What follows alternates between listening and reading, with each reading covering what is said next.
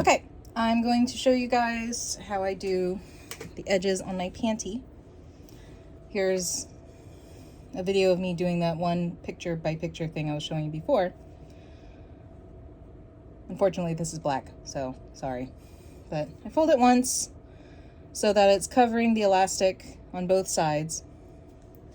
And then when I do my panties, I start at the, basically the coochie, very tip of the coochie. And you'll see why. When doing especially cage panties or anything where there's lots of cool corners and stuff, you want to plan ahead. So, in fact, let me show you really quick. I had already done these sides here before I rhinestoned, because I kind of forgot that I needed to rhinestone it, so it was, happy accident, whatever. Anyway, I do these first before anything else because when I do the edge of the panty going up this, I'm going to have it hanging off the edge here. And then I'm going to do hanging off the edge starting up, or rather, I'm going to do this top one and then doing it so that there's overlap. You'll see. I'm kind of doing this on the fly, so forgive me if it's a little funky. I'll probably do a better produced video one of these days, but the Hostess City Hoedown is next week, and I don't have time for that. So I've wrapped my elastic and spandex around the edge of the panty, and I pin it vertically in place. My machine is on zigzag at the tallest zigzag and at about 3.5 length. I know every machine is different, so whatever that means. And again, I pull this, but hold this in place. I want this to be tighter than this. This is what keeps it hugged to my body. You can see how I am pulling it and I pinch it with my finger. Always do this with your needles sunk in, by the way. Otherwise, you're just gonna pull it out of alignment with the actual machine. And I'm stopping every 4 inches, 5 inches, and I'm rinsing and repeating. Hold in place, kind of using my finger to press into the taco of the spandex and elastic, keeping it flat. I'm able to go really fast because I've been doing this all of pandemic, so I've gotten lots of practice. But when doing this on your own for the first time, and you're doing this method and you're not using a bazillion pins, go slowly. And I go over by about, an 1.5 inches or so. Whatever I have enough, if I have enough fabric for it. Go ahead and cut it. Boop. Set that aside. And so it's nice and pretty. See how it's kind of ruched along here? I'm using this fatter elastic for the actual crotch part. I'm not going to be using this fat elastic for the edges up here because I don't need it and I don't want to waste that material. So the bottom side is raw. Now other costumers will do it where it's double folded. So it's if you buy bias tape from the store, it'll be folded again, so it's nice and pretty on the back side. I don't do that only because I'm lazy and I don't want to. So there's that. And all I'm doing is I'm lining up my scissors. I'm cutting along the edge, being very careful not to cut the actual fabric. So that's what it looks like on the back side. Pretty and rounded on the front. Still not ugly on the back, but not as pristine. And before I do the top side of the panty up here, I'm going to go ahead and do the other side of the crotch so you can see how I do the butt crack. So see how this is dangling off the edge here? I'm going to start on this side, dangling up off the edge, about right here. Get this doodad.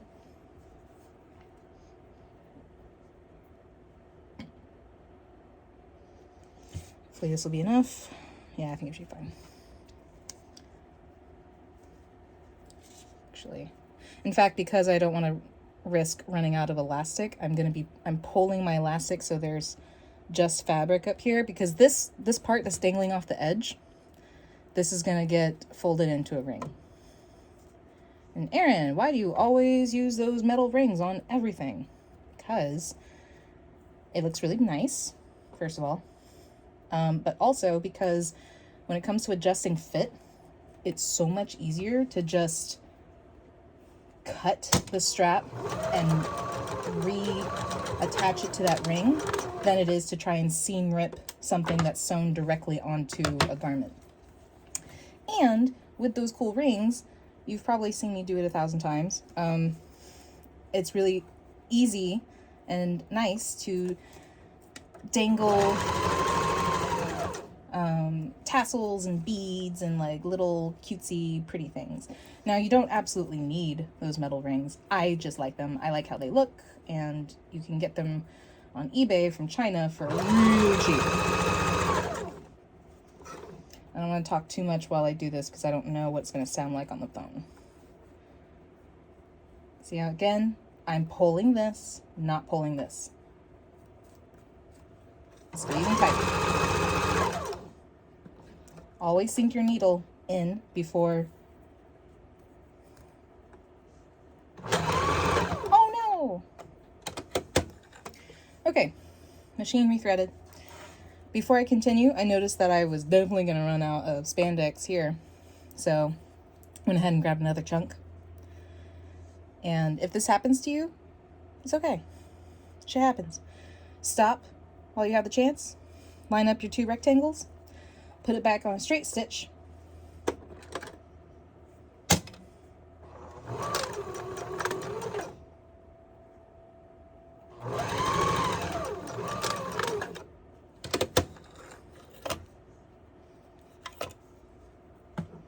I'm going to trim down along that seam I just made. Remember the whole like planning ahead? Yeah, do that. But if you forget one thing or another, it's not a big deal. Now it looks like this. It's okay if it's got little weird things here.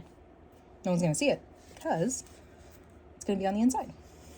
So back into place, do my back stitch. I fold and fold again, the edge of the panty going directly into the very bottom of this fabric taco.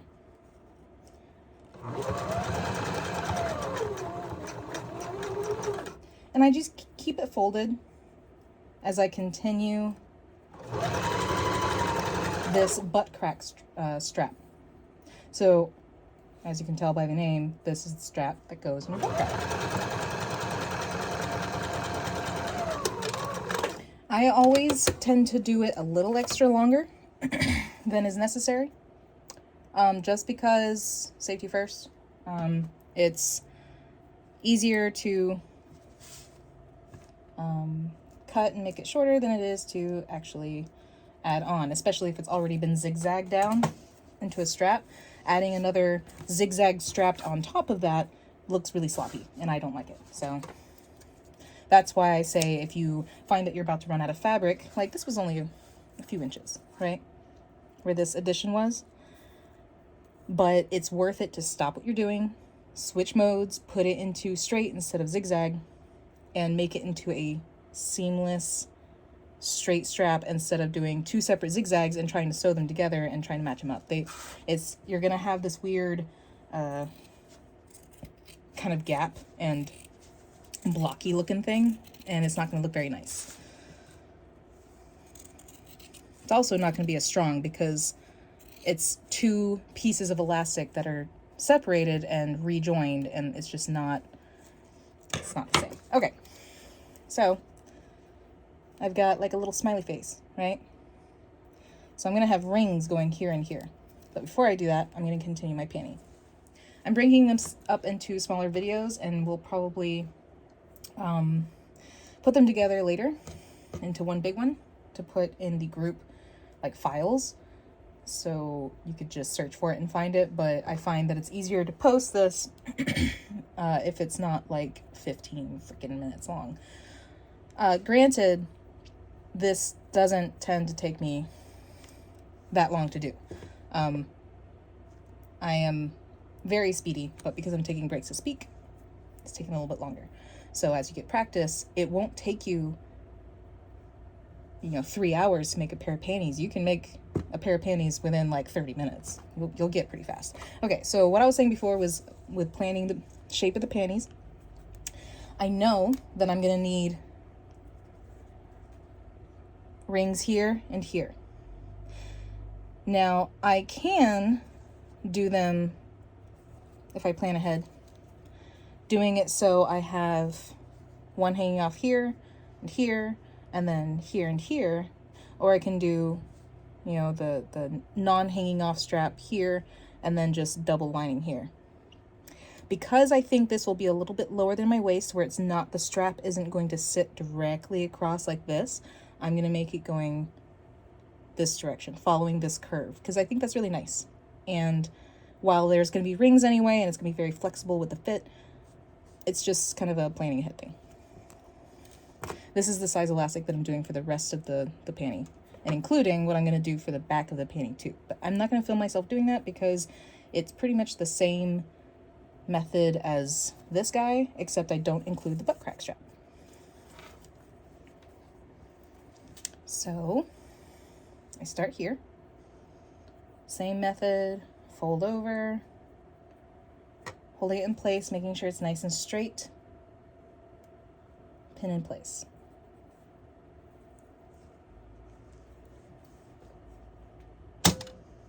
Sink my needle.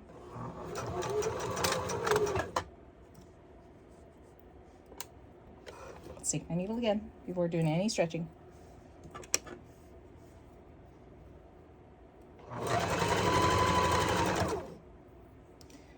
Now, you don't need to rhinestone before you add your sides. It's not necessary if you have a setup where you can stretch if you have like a rhinestoning pillow. I've seen people do that. Designated rhinestoning pillow where you can stretch your garment over the pillow and rhinestone it, then cool, you do that. I prefer to do it this way because it makes my life easier.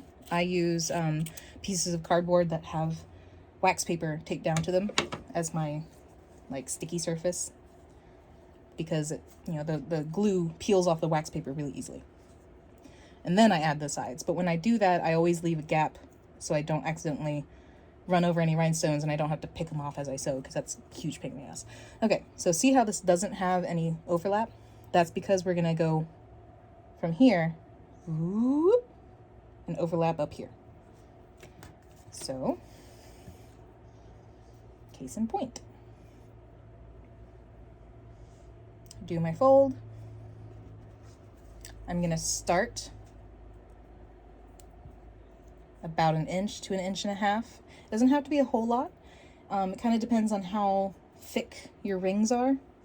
I use very thin rings unless it's for like a body harness. I'll tend to use thicker rings that I will harvest off of purses or something from the thrift store. But the rings that I use for the actual panty edges are very skinny and small.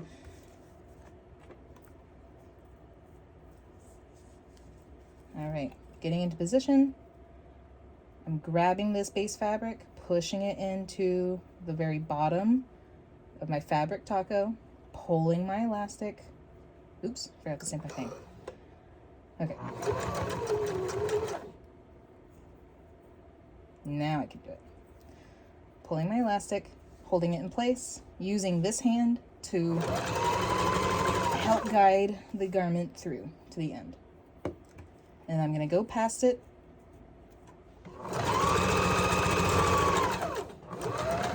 by about the same amount. And it's okay if it starts to unwind on you. It's really not a big deal, because this is going to get folded back. So move forward, flip it over, trim off any extra threads, trim off the back.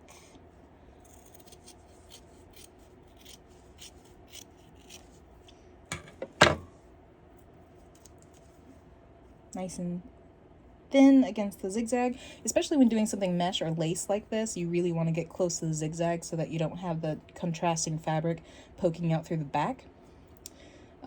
But just go slowly so you don't accidentally snip your zigzag, and then you're gonna have to go back over it. And then I rinse and repeat on the other side. So I've got these weird antennas going on, right? Last one.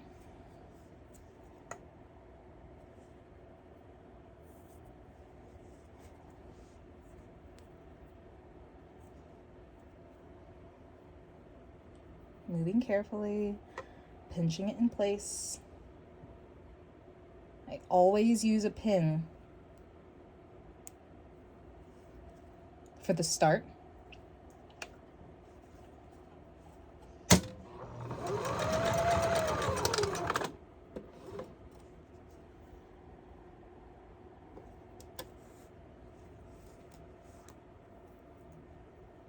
Because it's a lot easier to pin it in place than it is to hold it in place, as I'm sure you're very well aware. Pressing the fabric in, switch hands, slide through. One more time. Almost out of elastic. That was a good approximate. Whenever I cut the elastic before sewing, it was just an eyeball approximation. So I think that was pretty good.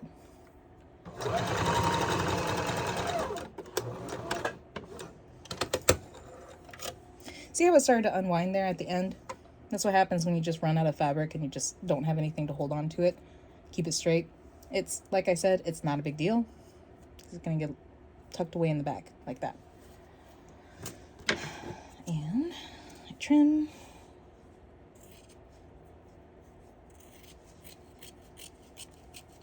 Trim the back. And now I'm going to add the rings. Okay, time to add the rings. I'm going to use these two big boys for the very bottom part where the hips go, because I'm going to add fringe later and I want this to have lots of room for all the straps and stuff I'm adding to it. The rest of them are all this size, which is, you know, I don't know, medium. I haven't bothered to actually measure them, but here it is comparatively to the big boy. So significant difference, but these are very thin, as you can see. They're also strong enough to like hold your stuff together, but if you step on it, this metal will bend. So it's more fragile than something that you might get off of a purse, but when it comes to lingerie, it's really not that necessary to go any thicker gauge than this. So I'm switching out my foot from my favorite, this is my bestie, to my other bestie, my zipper foot. And I put it on the right hand hook. And then I switch my zigzag over to straight. And then I move my thread height, or width rather, to 0. These steps are important whenever switching to a zipper foot. If you forget, your needle will snap and then it will fly into your face and you'll think you're going to go blind. So pay attention when doing this. Alternatively, if you don't have a zipper foot or you're paranoid, totally fine, you can hand sew this stuff. Super easy. All right, I'm going to go with my big boys first. I start on the wrong side of my fabric where the strap is. Get it nice and tight, nice and close to the actual garment.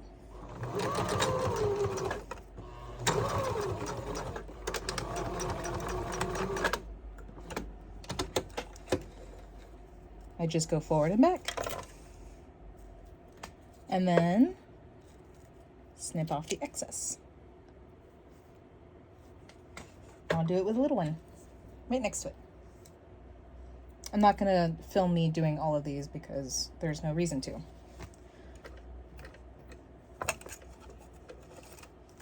Again, get nice and close.